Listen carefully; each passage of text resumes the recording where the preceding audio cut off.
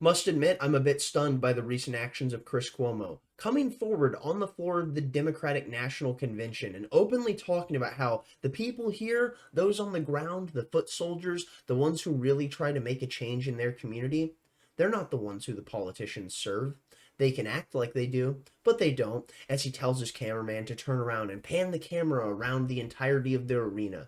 And what do you see? Suites where we can see the media and the political class sitting. And who is it that's up there? Well, of course, it's also the donors you see. And what's so remarkable about this is that Chris Cuomo is talking about how this is the nature of realpolitik. You think that it's the people on the ground that make the change, but it's truly those within these suites that are served by the political class. And the thing that I wonder is it that Chris Cuomo always knew this and he was nothing more than a liar for power? Or is it that he was caught up within the bubble that he existed within in the mainstream media and the, let's say, mainstream political landscape because of the history of his family, with his father being the governor, his brother being a governor? It's something that is absolutely stunning to consider that once he was removed from the field of relevance within the legacy media, he then had the scales pulled from his eyes to understand what it is that he was doing. On top of that, we also saw him debating Dave Smith, with Dave just absolutely whipping him up and down the stage for hours on end. And I really believe that this very well may have had an impact on how Chris Cuomo views politics. I don't think that he is this dishonest hack in the same way that so many within the media class are. Because if you were to look at who Chris Cuomo is, outside of the fact of what has been presented to you by that of the corporate press to create the visage of Chris Cuomo as you understand, he's just a gym bro. That's it. He's literally just some dude that lifts weights and spends time with his family. And that's far cooler than being a politician or a media pundit. So the fact is that if this man could actually tap back into his humanity, we very well may see Chris Cuomo bring some relevance back to himself when it comes to the eyes that are falling upon him in the independent media landscape. Because if he's willing to tackle issues such as this, as we've seen currently, then my goodness, you very well may be able to work your way back into the good graces of so many people that do not trust you whatsoever because they saw you for so long, and still doing with good reason, as nothing more than a felonious liar for power. Now let's go ahead and throw it into this clip of Chris Cuomo with the DNC that honestly left me shocked. A big theme here at the DNC is that they're going to go after corporate gouging, and they're going to go after corporations, whether it's in taxes, largesse, loopholes. The RNC, we heard the same thing. They're going after the elites, the two sets of rules. Let me reveal a reality to you that has to be spoken to here, okay? These are the soldiers. These are the men and the women that go back to their constituencies and their communities, and they fight. They take time from their jobs. They take time from their families. Republicans and Democrats alike, that's what they do. They need to charge these people up. They need to be able to get them on board. But there's another reality that is literally looking down on them. Greg, look at the ring of suites, okay?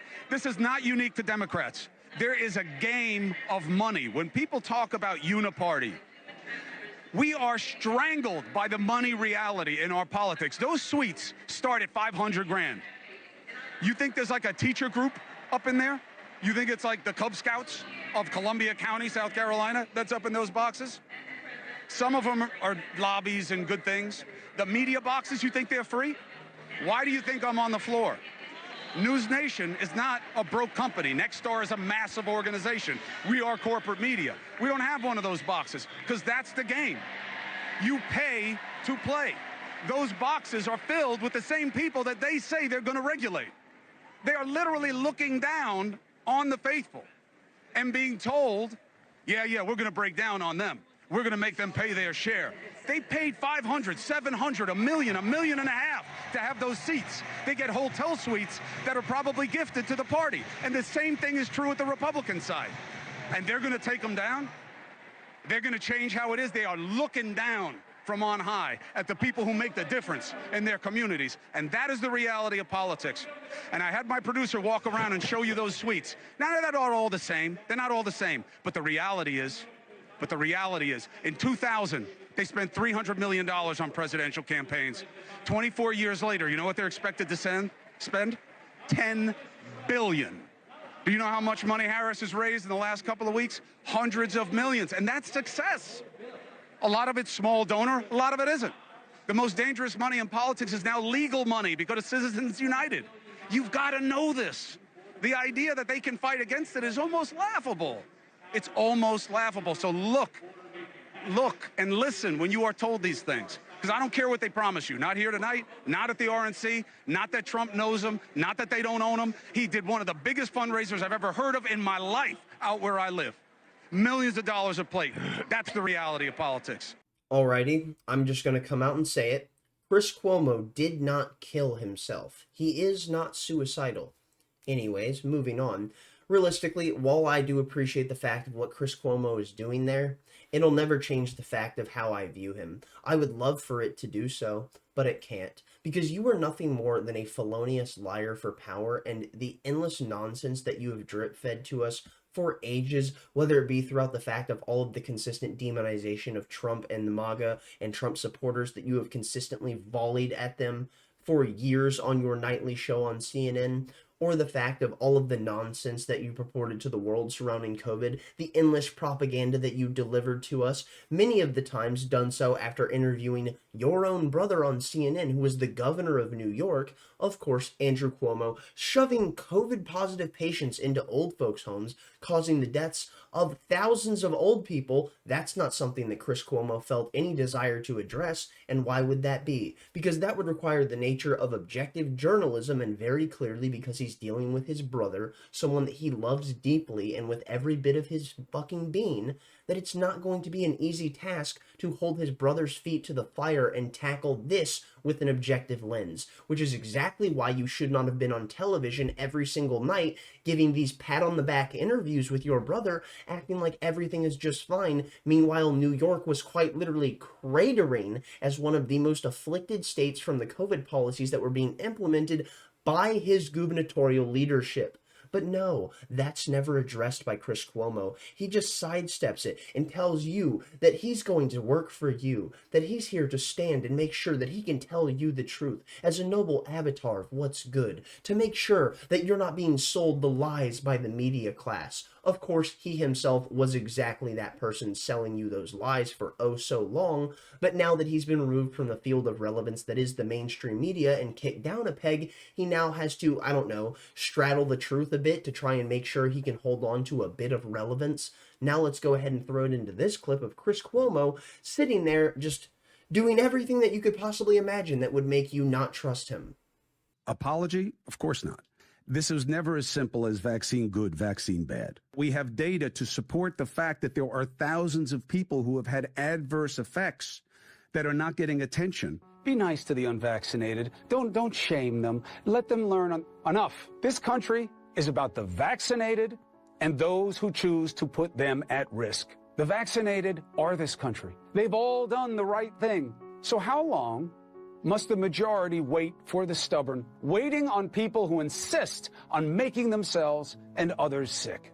And there is no valor in being unvaccinated. Not getting vaccinated is what is unfair. This is on you. That it's good that you're not taking it to thwart the government trying to have a hand in your life. How much more are the vaccinated going to take from the vacuous as if it were some misplaced righteous cause? It's freedom. It's freedom not to take the vaccine. Because it's not about reason. It's about animus. It's about resentment. I mean, so honestly, you sound like an idiot, so there's not much to say. But, Tony, good luck with it. See you. And so do you. Yeah, only for having you on the show. That was my only mistake. Look, it's just stupid. I'm pro-freedom. I hate that he's Italian-American, by the way, because it plays into his stereotype. This suggestion that somehow there is a strength in the resistance to the science, to the mandate. Stupid, ethnic, stereotype, masculine, moronic thing to be. Because, look, I don't think it's a coincidence that some of those who are soft-selling the vaccine are also among those ignoring January 6th or trying to minimize it, have decided to be free to get sick. Because the idea that it's just about choice and volition, this isn't making you get a tattoo. If the freedom's so important, I'm free to be stupid. Byron Donald's not going to take it because he doesn't care what Biden wants. If there are Americans like myself who choose not to, please don't berate me for doing that. It is a personal choice I have made. My own health care. No, I am allowed to do that. Here's the thing, Byron. Do you have the right? Of course, nobody's debating that except you guys as a false choice. What I'm saying is it right? That is being dumb as a proxy for being bold, because you're seeing some kind of righteousness and a choice to do something that doesn't make a whole lot of sense. And why shouldn't I get opportunities as vaccinated that you don't get as unvaccinated? You don't want to get vaccinated. It's not because you know more about science. Just because you work in the hospital doesn't mean you're not susceptible to mis or disinformation or being vaccine hesitant. Amazing how selfish we have been in this situation when you think about it. And the selfishness, just in the simple statement of, I'm not getting it because, deep denial and selfishness. It is shameful. And to be clear, by we, I mean you who are not protected for yourself and loved ones yet.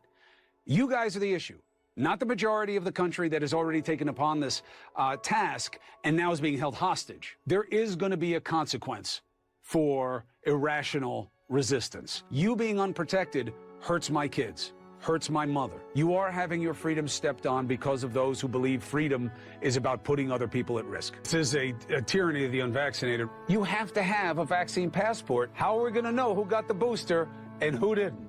We're going to have a way to track it. Ivermectin, a dewormer, really? Yeah. They need to be called out and shamed. So resistant to reason and reliant on lies that they would rather try poison. You're not a horse. You are not a cow. Taking a drug that's given to livestock as an anti-parasitic, it doesn't work. Please don't take it.